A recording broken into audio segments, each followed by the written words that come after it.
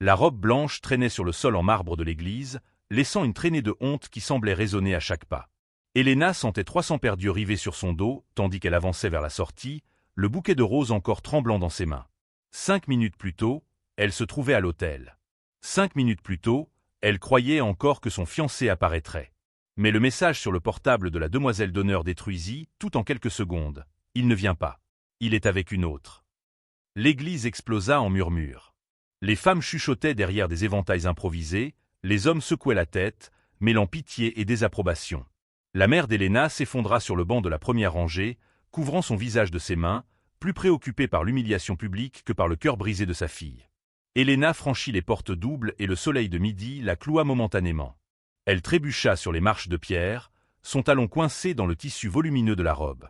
Avant qu'elle ne tombe complètement, 2 mains fermes la saisirent par les épaules. Elle leva la tête et vit un homme vêtu de vêtements usés, barbe de 3 jours et yeux incroyablement gentils. « Attention !» dit-il simplement, l'aidant à retrouver son équilibre. Helena regarda cet inconnu et quelque chose en elle se brisa définitivement. Ce n'étaient pas seulement des larmes qui venaient, mais des sanglots profonds, de ceux qui semblent arracher des morceaux d'âme. À ce moment-là, il fut la seule personne à ne pas la regarder avec pitié ou jugement. « Il n'est pas venu », réussit-elle à dire entre les larmes. « Mon fiancé m'a laissé ici, devant tout le monde. » L'homme tendit un mouchoir froissé de sa poche. Helena le prit et s'essuya le visage, tachant le maquillage coûteux qu'elle avait mis 3 heures à parfaire. « Vous méritez quelqu'un de mieux », dit l'inconnu avec une conviction étrange pour quelqu'un qui ne la connaissait pas. Derrière elle, les invités commençaient à quitter l'église par groupes, évitant tous de la regarder directement, comme si l'humiliation était contagieuse. Helena vit sa mère soutenue par 2 tantes, mimant un évanouissement qui n'était clairement pas réel. Elle vit les demoiselles d'honneur prendre discrètement des photos avec leur téléphone, probablement déjà en train de poster la tragédie sur les réseaux sociaux. C'est à ce moment que quelque chose changea en Helena. La tristesse céda la place à une colère froide et tranchante. Elle avait passé 2 ans à planifier ce mariage, avait laissé passer des opportunités professionnelles pour se consacrer aux préparatifs. Et pourquoi? Pour être jetée comme une robe démodée?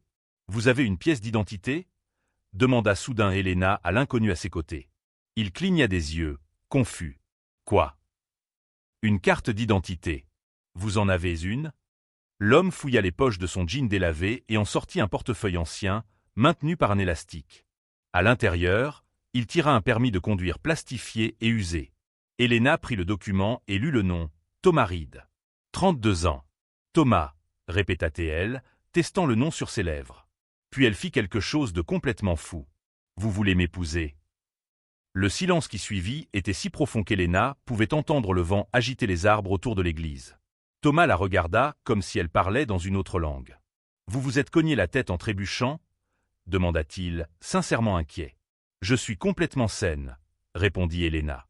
Écoutez, je sais que ça semble fou. Mais réfléchissez, il y a une église pleine, un prêtre qui attend, de la nourriture payée pour 300 personnes. Tout est prêt. La seule chose qui manque, c'est un fiancé. Thomas fit un pas en arrière, levant les mains. Mademoiselle, je ne sais pas ce que vous traversez, mais ce n'est pas la solution. Ce n'est pas une question de solution. C'est une question de ne pas le laisser gagner.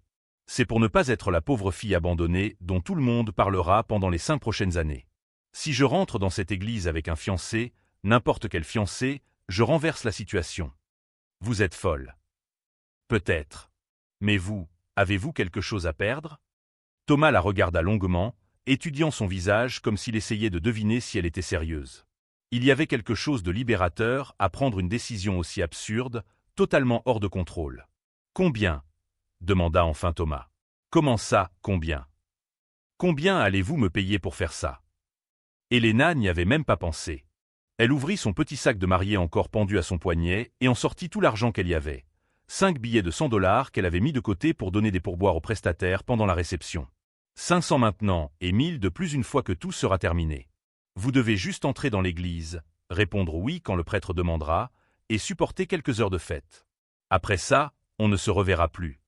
Thomas regarda l'argent dans sa main, puis Helena, puis de nouveau l'argent. On pouvait voir la guerre intérieure se dérouler dans ses yeux foncés. Vous ne me connaissez pas. Je peux être un tueur en série. Un voleur. N'importe quoi. Mais vous ne l'êtes pas. Si c'était le cas, vous m'auriez déjà volé et seriez parti. Vous m'avez aidé quand j'ai trébuché. Vous vous êtes soucié. Plus d'invités sortaient maintenant de l'église, et Elena sentait les regards, les caméras de téléphone pointées vers elle et Thomas. Le murmure augmentait. « S'il vous plaît, dit-elle, avec une vraie urgence dans la voix. Je dois le faire. Je dois prouver que je ne suis pas une victime. Aidez-moi. » Thomas serra le poing autour de l'argent et soupira profondément. « Vous allez le regretter. »« Probablement. Mais vous m'aidez ?» Il regarda l'église, les invités curieux, Elena dans sa robe froissée.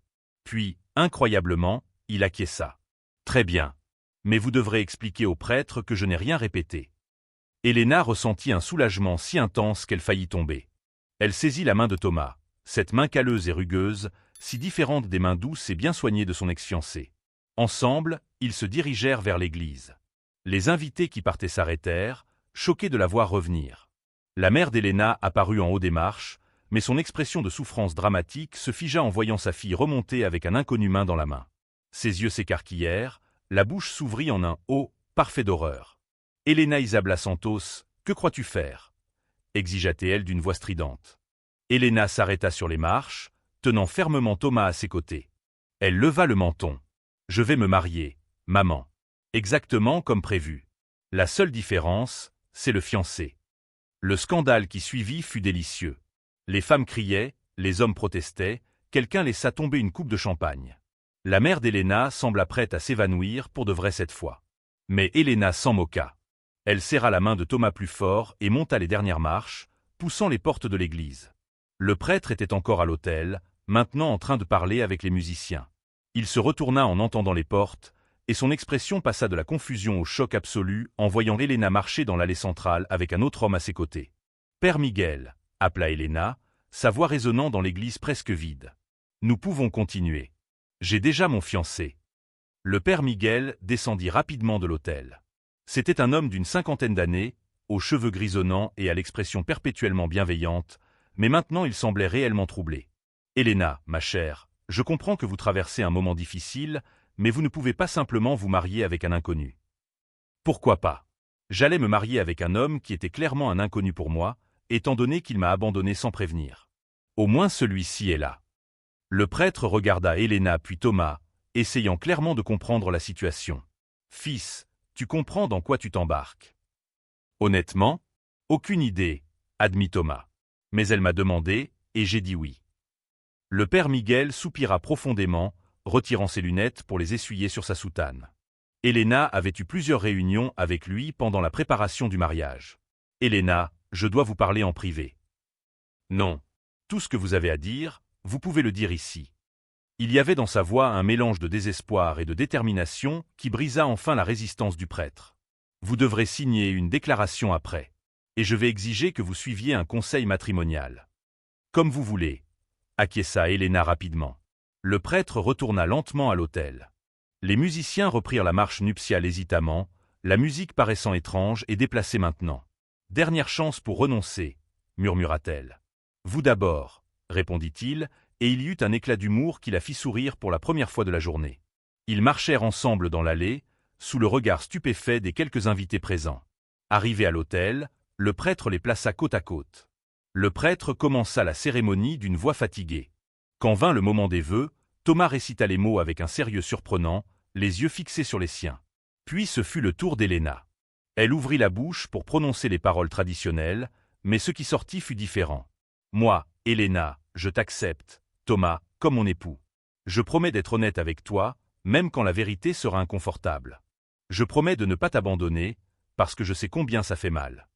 Par les vêtements dont je suis investi, je vous déclare mari et femme, » dit rapidement le prêtre. « Vous pouvez embrasser la mariée. » Elena et Thomas se regardèrent. Lentement, ils se penchèrent l'un vers l'autre.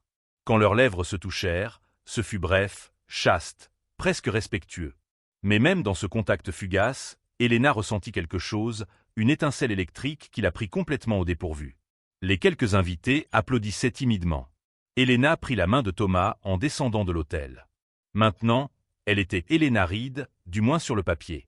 Mariée à un homme dont elle avait découvert le nom de famille moins d'une heure auparavant. Et étrangement, pour la première fois de cette journée horrible, Elena sentit qu'elle avait fait quelque chose de bien. Si vous aimez cette histoire, n'oubliez pas de vous abonner à la chaîne pour découvrir ce qui se passe quand Elena découvre qui Thomas est vraiment.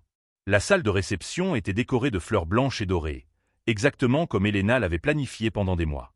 Des lustres en cristal pendaient du plafond, illuminant des tables couvertes de nappes en lin importé. Tout était parfait, impeccable, prêt à célébrer un amour qui s'était effondré avant même de commencer. Elena entra dans la salle, main dans la main avec Thomas, et le silence qui suivit était assourdissant. Les invités qui avaient décidé d'assister à la réception, probablement par curiosité morbide ou pour la nourriture coûteuse, s'arrêtèrent au milieu de leur conversation. Les fourchettes restèrent suspendues en l'air. Les flûtes de champagne s'immobilisèrent à mi-chemin des lèvres. « Souris », murmura Elena à Thomas à l'oreille. « Fais comme si tu appartenais à cet endroit. » Thomas essaya, mais son inconfort était évident. Il tirait sur le col de la chemise blanche que le prêtre lui avait prêtée, trop petite pour ses larges épaules. Le jean usé contrastait brutalement avec les smokings loués des autres hommes présents. La mère d'Elena surgit comme un ouragan entre les tables, sa robe de demoiselle d'honneur flottant de façon dramatique. Elle agrippa le bras de sa fille avec une force suffisante pour y laisser des marques. « Mon bureau. Maintenant » siffla-t-elle, entraînant Elena loin de Thomas avant qu'elle puisse protester. Elles traversèrent la salle sous les regards curieux et entrèrent dans une petite salle de réunion au fond. La mère d'Elena claqua la porte avec tant de force que le cadre au mur trembla. « Tu as complètement perdu la tête » explosa-t-elle, le visage rouge de colère. « Épouser un mendiant ? Un clochard que tu as trouvé dans la rue ? » « Il n'est pas un clochard, » répliqua Elena, bien qu'elle ne soit pas certaine que ce soit vrai. « Il s'appelle Thomas. Et maintenant, c'est mon mari. » « C'est ridicule. Tu crois prouver quelque chose ? Tu ne fais que t'humilier davantage. »« Non, maman. Celui qui m'a humilié, c'est l'homme que tu adorais, celui que tu disais parfait pour moi.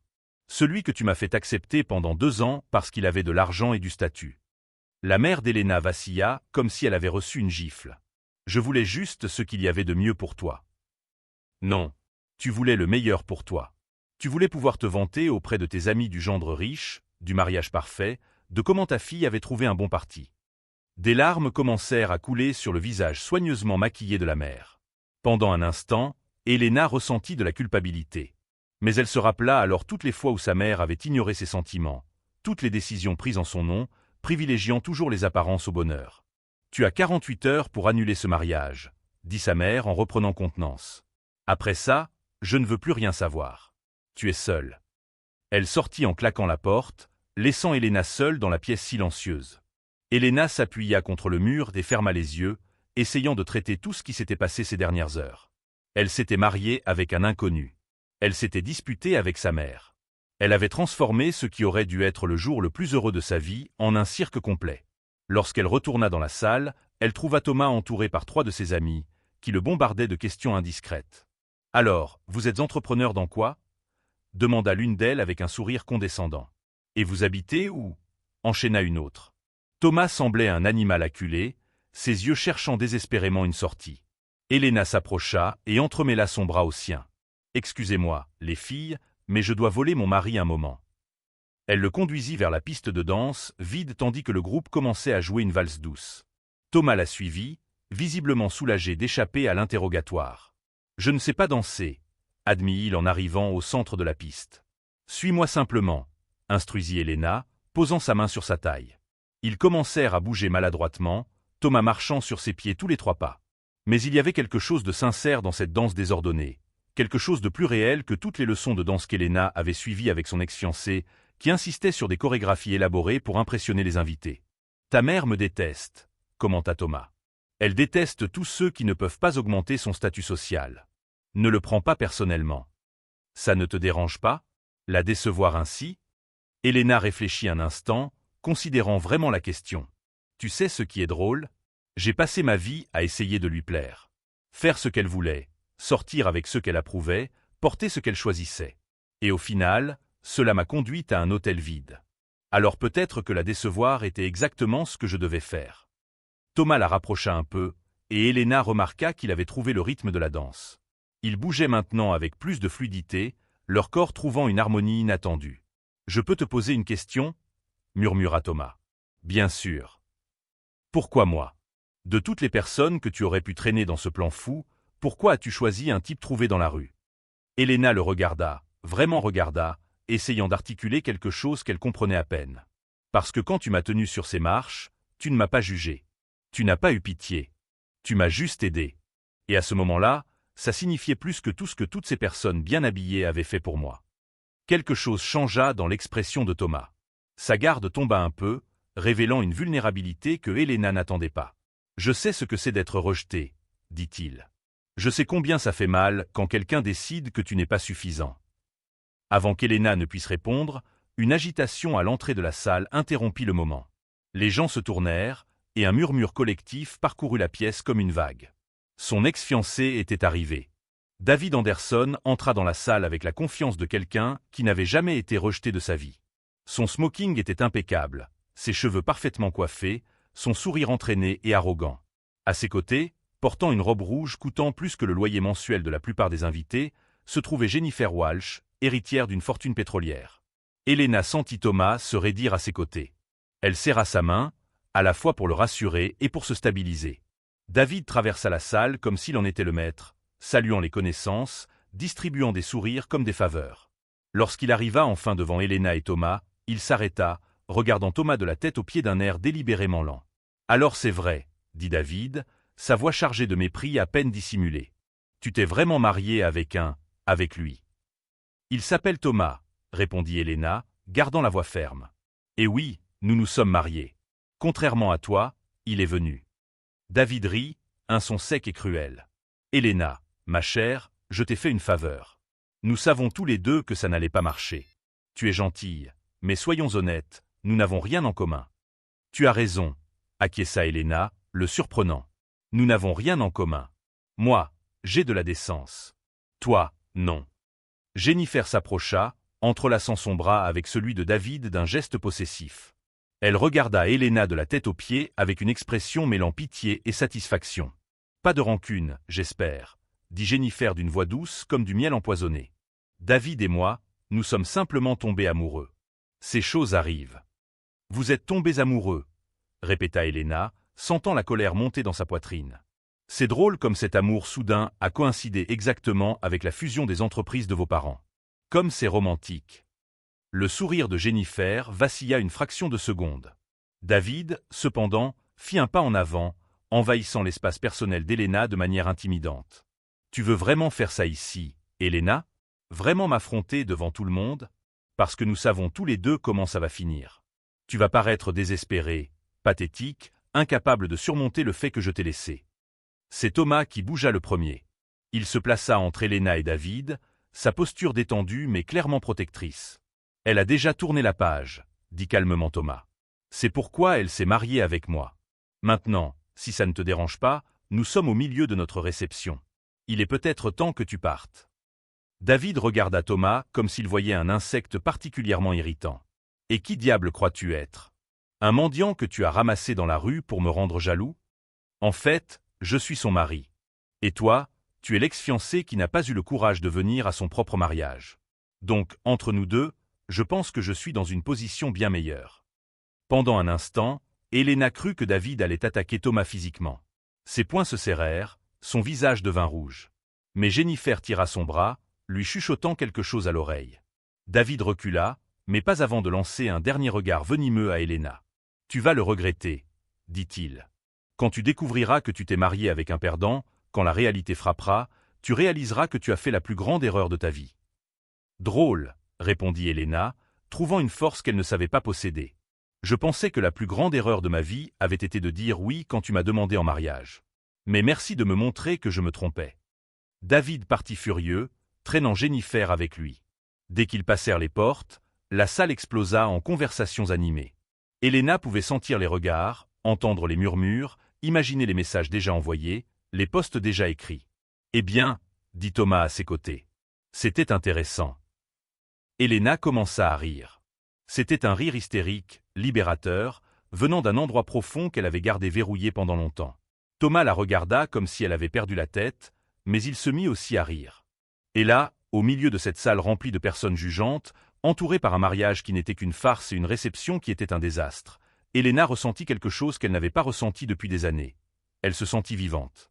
Lune de miel avait été payée à l'avance. Un complexe 5 étoiles à Malibu, avec vue sur l'océan et service en chambre disponible 24 heures sur 24. Helena l'avait mentalement annulé, considérant que rien de ce mariage improvisé ne méritait un voyage romantique. Mais lorsque le responsable de la salle mentionna qu'il n'y avait pas de remboursement, quelque chose en elle changea d'avis. « Allons-y », dit-elle à Thomas, alors que la réception touchait enfin à sa fin. La plupart des invités étaient partis, emportant avec eux suffisamment de ragots pour alimenter des conversations pendant des mois. Thomas la regarda comme si elle venait de suggérer de braquer une banque. « Allons où ? Pour la lune de miel. Tout est payé. Ce serait du gaspillage de ne pas y aller. Helena, tu n'as pas besoin de faire ça. Notre accord concernait seulement la cérémonie et la réception. Je sais, mais peut-être que j'ai besoin de quelques jours loin de tout ça. Et techniquement, tu es encore mon mari. Du moins sur le papier. » Thomas hésita, mais Helena vit le moment exact où il céda. Peut-être était-ce la promesse de lit propre et de repas réguliers. Peut-être était-ce la simple curiosité. Ou peut-être, juste peut-être, avait-il lui aussi besoin d'échapper à quelque chose. La voiture censée les emmener était décorée de boîtes de conserve et d'un panneau « Juste marié ». Helena monta, ignorant les regards des rares invités restants. Thomas s'installa à ses côtés, visiblement mal à l'aise avec le luxe du véhicule. Pendant les 3 heures de trajet, ils parlèrent à peine. Helena regardait par la fenêtre, tentant de digérer les événements surréalistes de la journée. Thomas somnolait sur le siège à côté, sa tête tombant parfois contre la vitre. Helena l'observait quand il dormait, remarquant des détails qu'elle avait manqués auparavant.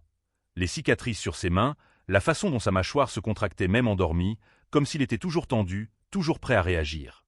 Le complexe était tout ce que la brochure promettait. Plage privée, bungalows exclusifs, un niveau de luxe qui intimidait même Helena, qui avait grandi dans le confort.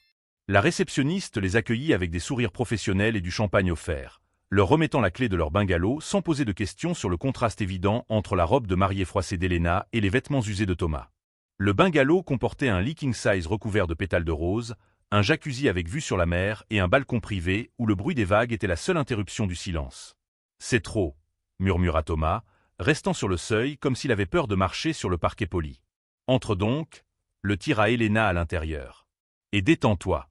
Tu vas rester ici les 5 prochains jours, autant t'habituer. » Cette première nuit, ils dormaient chacun d'un côté du grand lit, une barrière invisible mais palpable entre eux.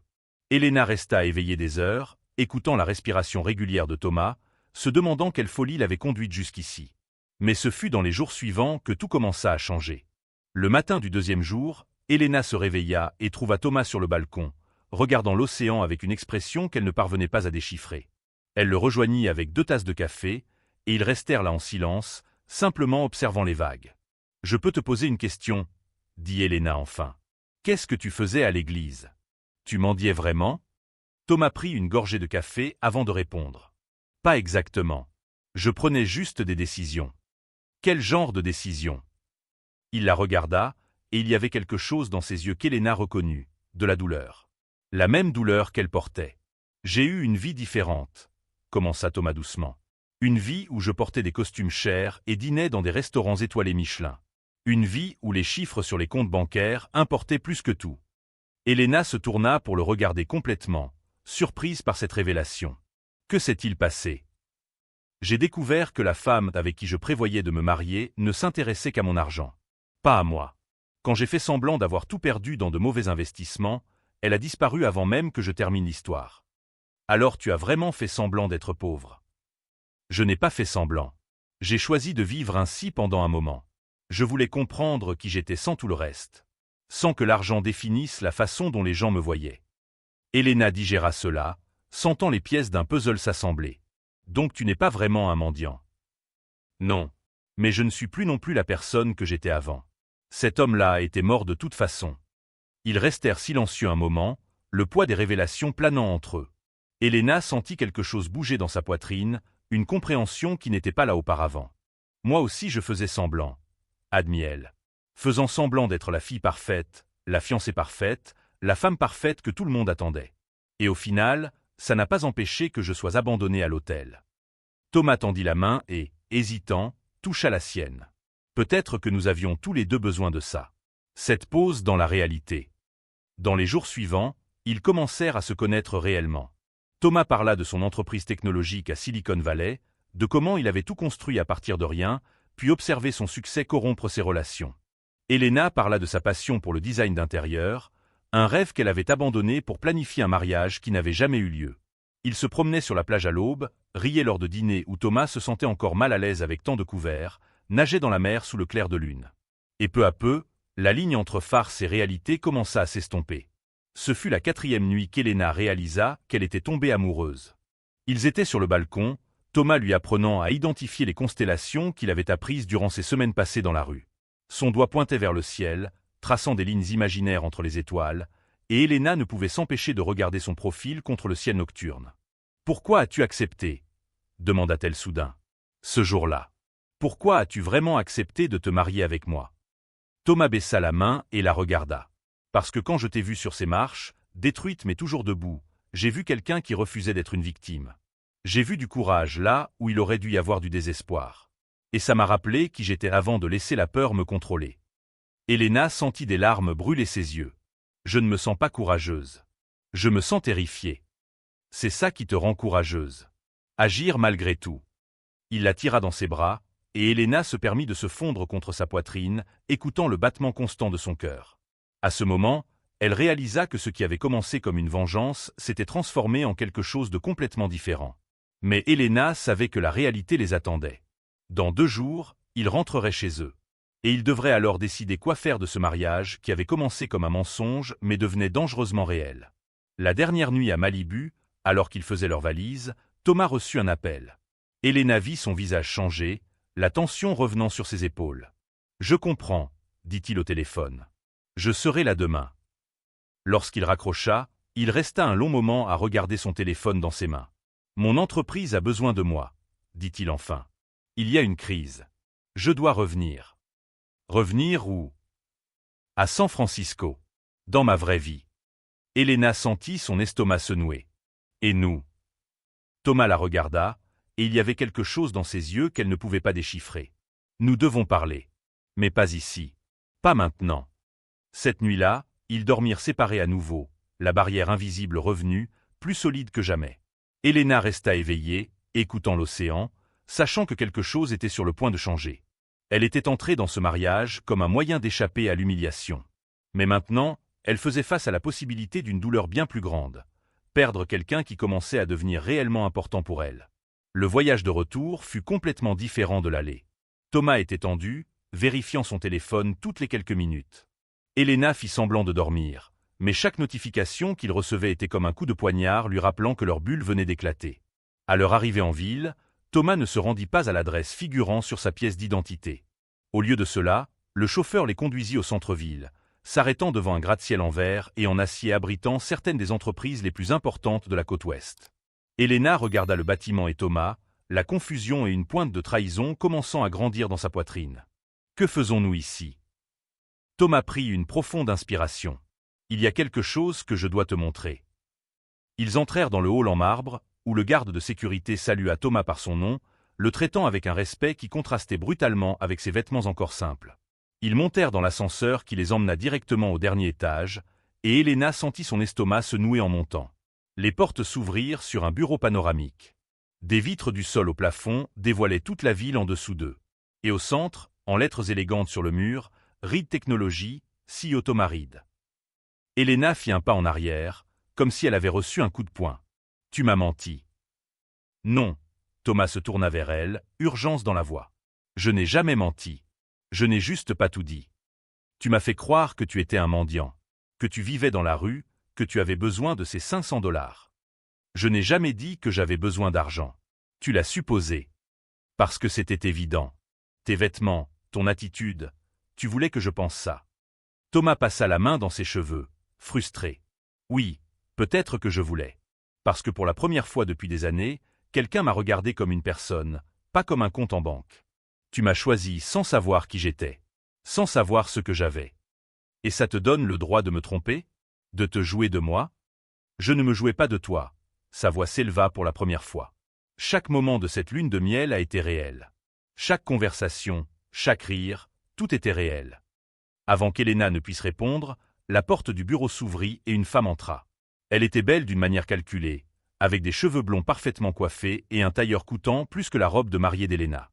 Quand elle vit Thomas, son visage s'illumina. « Thomas, enfin tu es de retour. La réunion avec les investisseurs est dans 1 heure et... Elle s'arrêta en remarquant Elena. Qui est-elle? Victoria, voici Elena. Ma femme. Le silence qui suivit fut absolu. Victoria cligna des yeux, comme si elle avait mal entendu. T'as quoi? Ma femme. Nous nous sommes mariés il y a 1 semaine. La couleur quitta le visage de Victoria. C'est une blague? Thomas, nous étions en train de régler les choses. Tu as dit que tu avais besoin de temps pour réfléchir, mais nous allions nous réconcilier. Elena eut l'impression que le sol s'était effondré sous ses pieds. Se réconcilier. Thomas se tourna rapidement vers elle. Ce n'est pas ce que tu crois. Victoria et moi avons rompu il y a 6 mois. Elle refuse juste de l'accepter. Parce que tu continues à lui donner de l'espoir, répliqua Victoria, des larmes commençant à couler. Tu m'appelles, tu dis que je te manque, que peut-être nous pourrions réessayer. Je n'ai jamais dit ça. Tu l'as insinué. Et maintenant je découvre que tu t'es marié avec... Avec qui exactement? Une opportuniste qui a vu une chance? Elena fit un pas en avant, la colère surpassant enfin la douleur. Je ne savais pas qui il était. Contrairement à toi, je n'étais pas après son argent. Ah, s'il te plaît, Victoria leva les yeux au ciel. Tu espères vraiment que je crois que tu l'as épousé par amour? 1 semaine après l'avoir rencontré? Ce n'était pas par amour, admit Elena, voyant Thomas se raidir à ces mots. C'était par désespoir. Parce que j'avais été abandonné à l'hôtel et il était là. Mais au moins j'ai été honnête sur mes intentions dès le départ. La porte s'ouvrit à nouveau et d'autres personnes entrèrent. Des hommes en costume, des femmes avec des tablettes, tous clairement membres de l'équipe exécutive de Thomas. Ils s'arrêtèrent en voyant la scène, leurs yeux allant de Thomas à Victoria, puis à Elena dans sa robe simple, s'y déplacer dans cet environnement corporatif. « Monsieur Reed, dit l'un des hommes avec hésitation. La réunion va commencer. » Thomas regarda Elena puis l'équipe, visiblement partagée. « Nous avons besoin d'1 minute. » « Nous n'avons pas 1 minute, intervint un autre cadre. Les investisseurs japonais attendent. Si nous annulons maintenant, nous perdons le contrat de 50 millions. Elena vit le conflit sur le visage de Thomas et quelque chose se brisa en elle. Elle avait été idiote. Elle avait confondu 1 semaine de fantaisie avec quelque chose de réel. Elle avait oublié que des gens comme Thomas ne sortaient pas avec des gens comme elle. Il y avait des mondes différents, et elle n'appartenait pas au sien. « Va, dit-elle calmement. Ta réunion est importante. » Elena, attends. Non, Thomas. Où dois-je t'appeler, monsieur Reed? Elle ne parvint pas à chasser l'amertume de sa voix. Tu as ta vie ici. Ton entreprise, ton ex-petit ami qui a clairement encore de l'espoir, ton monde de contrats de millions de dollars. Je comprends. J'ai toujours compris que c'était temporaire. Ça n'était pas censé se passer comme ça. Mais ça se passe comme ça. Tu retournes à ta vraie vie, et je retourne à la mienne. Sans rancune. Mais il y avait des rancunes. Elena pouvait les sentir brûler dans sa poitrine comme des braises. Pas parce que Thomas était riche, mais parce qu'il ne lui avait pas fait assez confiance pour dire la vérité. Parce qu'après tous ces moments intimes à Malibu, il avait encore gardé des secrets. Nous devons parler sérieusement de ça, insista Thomas. Après ta réunion. Si tu veux encore. Elena quitta le bureau, ignorant les regards curieux de l'équipe. Elle entra dans l'ascenseur et appuya sur le bouton du rez-de-chaussée si fort que son doigt lui fit mal. Ce n'est que lorsque les portes se fermèrent, l'isolant du monde de Thomas, qu'elle permit à ses larmes de couler. Elle avait échappé à une humiliation pour en tomber dans une autre. Au moins David avait été honnête en étant un idiot. Thomas avait été pire. Il lui avait fait croire à quelque chose de réel, l'avait fait s'ouvrir, tomber amoureuse. Et tout cela en cachant qui il était vraiment. Le téléphone d'Elena sonna. C'était sa mère. Elle envisagea d'ignorer, mais finit par répondre. « Elena, où es-tu? Je dois te parler de l'annulation du mariage. »« Je m'en occupe, maman. Parce que j'ai des avocats prêts. Nous pouvons faire disparaître ça comme si ça n'était jamais arrivé. » Elena regarda l'alliance à son doigt. Elle était simple, bon marché, achetée dans une bijouterie d'aéroport parce qu'il n'avait rien planifié. Mais elle avait eu un sens. Au moins pour elle. « Je vais m'en occuper, » répéta Elena en raccrochant. Lorsqu'elle sortit de l'immeuble, le soleil de l'après-midi l'aveugla momentanément. Elle resta immobile sur le trottoir, perdue dans une ville qui lui semblait soudain étrange. Elle n'avait nulle part où aller. Sa mère avait clairement indiqué qu'elle n'était pas la bienvenue chez elle. Ses amis étaient aussi ceux de David et avaient choisi son camp. Son téléphone sonna à nouveau. Cette fois, c'était un message d'une source inconnue. Elle l'ouvrit et vit une photo d'elle et Thomas entrant dans l'immeuble, avec la légende « Cendrillon découvre que son prince mendiant est en réalité le PDG milliardaire Thomas Reed ». Coup du coffre inversé. La photo avait déjà des milliers de likes. Les commentaires étaient cruels, spéculant sur ses intentions, la traitant d'opportuniste, de manipulatrice. Quelqu'un avait découvert son lien avec David et répandait que tout avait été planifié comme vengeance. Elena s'assit sur un banc proche, sentant le poids de tout s'abattre sur elle.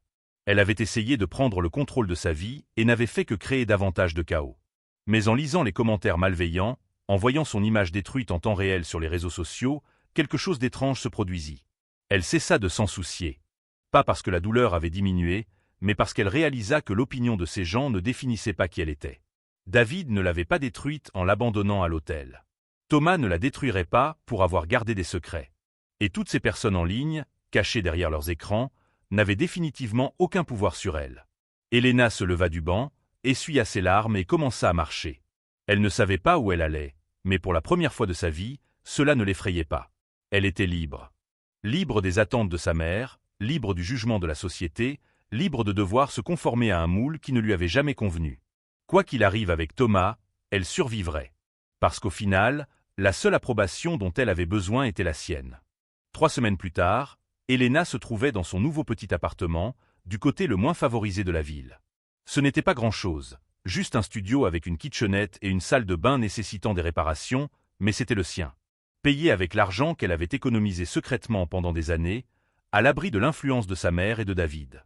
Elle avait commencé à travailler en tant que freelance en design d'intérieur, acceptant de petits projets pour des gens qui ne pouvaient pas se permettre de grandes agences.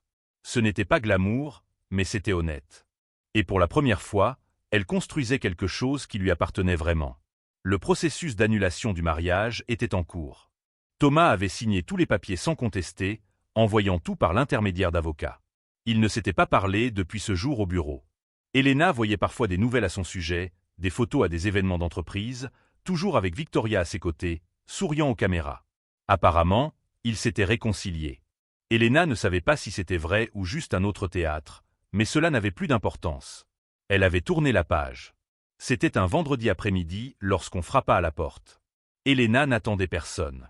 Lorsqu'elle ouvrit, elle trouva Thomas dans le couloir étroit, vêtu d'un jean et d'un simple t-shirt, ressemblant davantage à l'homme qu'elle avait rencontré sur les marches de l'église qu'au PDG qu'il était réellement. « Comment m'as-tu trouvé » furent les premiers mots qu'elle parvint à prononcer. Ce n'était pas facile. Tu t'étais bien caché. Je ne me cachais pas. Je recommençais ma vie. Thomas regarda le petit appartement derrière elle, et Elena ressentit un pincement de gêne avant de le repousser. Elle n'avait rien à envier. Puis-je entrer ? Elena hésita, puis ouvrit la porte. Thomas entra, ses yeux parcourant l'espace petit mais chaleureux qu'elle avait aménagé. Des meubles d'occasion qu'elle avait restaurés, des plantes qu'elle apprenait à soigner, des croquis de design éparpillés sur la table improvisée. « Tu as signé les papiers », dit Elena, brisant le silence. « Dans quelques mois, tout cela ne sera qu'une étrange histoire qui s'est produite une fois. Et si je ne voulais pas que ce soit juste une histoire ?» Elena sentit son cœur s'accélérer, mais força sa voix à rester ferme. « Thomas, nous savons tous les deux que ce n'était pas réel. C'était une fantaisie.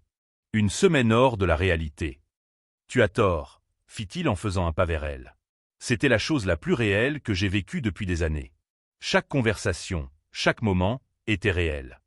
Mais c'était basé sur des mensonges. Tu ne m'as pas dit qui tu étais. »« Parce que j'avais peur, » admit Thomas, et il y avait une vulnérabilité brute dans sa voix. « Peur que si tu savais, tout changerait. Que tu commencerais à me voir comme tout le monde me voit, comme un compte en banque, comme une opportunité. Mais j'avais droit à la vérité. Droit de faire mon propre choix. Tu as raison. Et je suis désolé. J'ai passé les 3 dernières semaines à essayer de me convaincre que te laisser partir était la bonne chose à faire. Que tu serais plus heureuse sans les complications liées à ma vie. Et qu'est-ce qui a changé ? » Thomas sortit quelque chose de sa poche.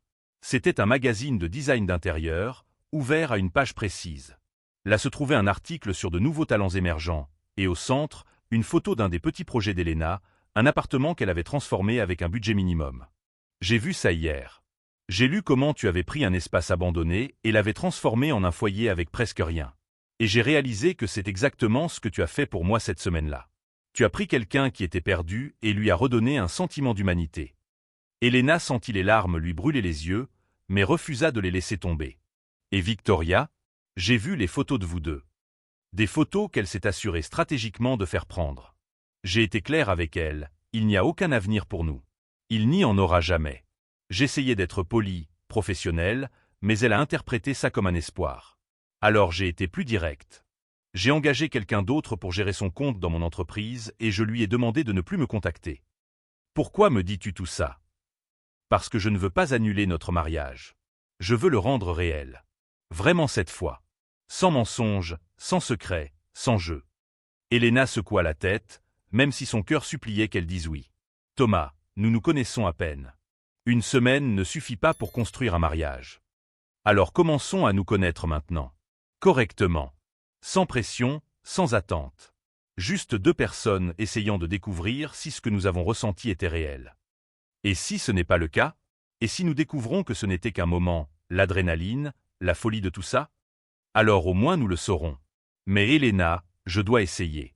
Parce que ces 3 dernières années, j'ai construit une entreprise qui vaut des milliards, conclu des affaires sur 3 continents, fait la une de magazines. Et rien de tout cela n'a signifié autant que ces conversations sur la terrasse à Malibu. Rien n'a égalé le fait de te faire rire. De te voir être toi-même, sans filtre, sans peur. Elena se retourna, regardant par la petite fenêtre de son appartement. Dehors, la vie continuait. Les gens marchaient, les voitures passaient, le monde tournait, indifférent à ses drames personnels. Elle avait passé tant de temps à laisser les autres décider de son chemin. Sa mère, David, les attentes de la société.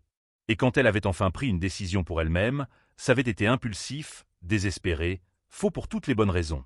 Mais peut-être était-il temps de faire un choix vraiment conscient. Non pas par colère, non par peur, pas pour prouver quelque chose à quelqu'un, mais parce qu'elle le voulait. J'ai des conditions, dit Elena, toujours regardant par la fenêtre. Toutes, répondit-il. Premièrement, je ne renoncerai pas à cette vie que je construis. Mes projets, mon travail, mon indépendance. Peu importe combien tu gagnes, j'ai besoin de garder la mienne. Je n'en demanderai pas moins. Deuxièmement, plus de secrets. Si nous essayons cela, ce doit être avec une honnêteté totale. Même les vérités gênantes. D'accord. Et troisièmement, Elena se tourna enfin pour le regarder. Tu dois me promettre que si cela ne fonctionne pas, si nous découvrons que ce n'était qu'une illusion, tu me laisseras partir. Sans drame, sans essayer de m'acheter ou de me convaincre. Juste du respect. Thomas fit un pas en avant et prit ses mains. Je promets. Mais Elena, j'ai aussi besoin d'une promesse de ta part. Laquelle? Que tu vas t'engager vraiment. Pas avec la peur d'être blessé à nouveau, mais avec le même courage que tu as eu quand tu m'as demandé de t'épouser sur ces marches. Cette femme qui a décidé de réécrire son histoire au lieu de laisser les autres l'écrire. Elena regarda cet homme qui était entré dans sa vie de la manière la plus chaotique possible et avait, sans le vouloir, tout changé. Elle pouvait choisir la sécurité, le prévisible, la vie qu'elle construisait seule. Ou elle pouvait choisir le risque, la possibilité, la chance que peut-être, juste peut-être, quelque chose de beau puisse naître du chaos. D'accord, dit-elle enfin. Essayons. Mais on commence à zéro. Premier rendez-vous approprié, rencontrer les familles éventuellement, construire cela correctement. Un sourire se répandit sur le visage de Thomas, sincère et soulagé. Dans ce cas, Elena Reed, accepterais-tu de dîner avec moi demain soir? Je ne suis pas encore Elena Reed. Et je ne le serai pas tant que je ne suis pas sûr que c'est ce que je veux. Mais oui, Thomas. J'accepte de dîner avec toi. Il la prit dans ses bras, et Elena se laissa aller contre lui, sentant la solidité de sa présence, le battement constant de son cœur. Elle ne savait pas si cela allait fonctionner. Elle ne savait pas si ce qu'ils avaient ressenti à Malibu pourrait survivre à la réalité quotidienne. Mais pour la première fois, elle faisait un choix basé sur la possibilité plutôt que sur la peur. Des mois plus tard, quand Elena se retournerait, elle se rendrait compte que le véritable mariage n'avait pas eu lieu dans cette église un jour de chaos et de désespoir. Il avait eu lieu dans de petits moments. La première vraie dispute qu'ils avaient eue et qu'ils avaient résolue par une conversation honnête, le jour où Thomas était apparu sur un de ses chantiers juste pour l'emmener déjeuner, la nuit où elle avait rencontré sa famille et qu'il avait accepté non pas pour le nom Reed, mais pour ce qu'elle était. Le vrai mariage s'était construit dans des choix quotidiens de se choisir encore et encore, même quand c'était difficile, surtout quand c'était difficile. Et la leçon qu'Elena garderait à jamais n'était pas sur les contes de fées ou les fins heureuses garanties. C'était sur le courage de se relever quand la vie vous renverse. Sur transformer l'humiliation en libération. Sur comprendre que votre valeur n'est pas définie par qui vous choisit ou vous rejette, mais par qui vous choisissez d'être quand personne ne regarde. Elle avait été abandonnée à l'hôtel et avait épousé un mendiant qui était milliardaire. Mais la véritable histoire n'était à propos d'aucun des deux. Il s'agissait d'une femme qui avait décidé d'arrêter de vivre la vie que les autres avaient écrite pour elle et avait commencé à écrire la sienne. Et cette histoire, Elena l'avait découvert, valait bien plus que n'importe quel conte de fées. Si vous avez aimé cette histoire de recommencement et de courage, n'oubliez pas de vous abonner à la chaîne pour plus d'histoires montrant que parfois, les meilleures fins viennent des débuts les plus inattendus.